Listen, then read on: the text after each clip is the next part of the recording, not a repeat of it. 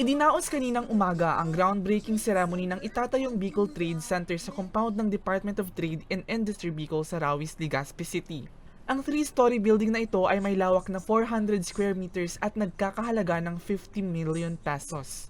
Dito na rin ilalagay ang opisina ng DTI Albay. Mayroon na rin itong function hall para sa iba't ibang aktibidad tulad ng mga exhibit, product development at capacity building events. Bicol Trade Center is a 3-story building. At the ground floor will host the trade house. Yun nga will make available spaces, display spaces for our MSMEs. At the second floor, it will be occupied by the DTI Albay Provincial Office para makatipid na sa renta.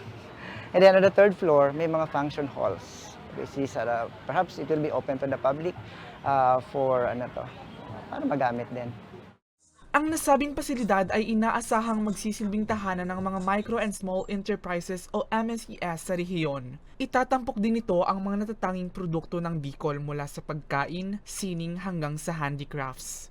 Pangarap namin na magkaroon ng isang one-stop shop sa ating mga micro, small, and medium enterprises as far as trading is concerned.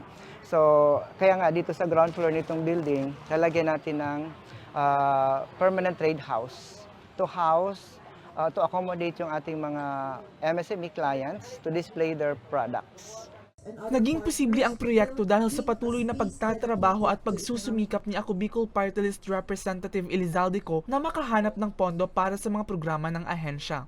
Sa Kongreso, patuloy kong isusulong ang mga programang makapagpapalakas sa MSE at agribusiness development sa ating rehiyon. Ang pag-unlad ay dapat maramdaman kahit sa pinakamalayong barangay, hindi lang sa sentro ng lungsod, kundi sa maging sa mga liblib na lugar kung saan may magsasaka, may mangingisda, may naghahabi. Sila po ang bida sa mga ganitong proyekto. Inaasahang matatapos ang konstruksyon ng gusali sa susunod na taon. Para sa mga balitang Tatak Bicol, Mel Moral.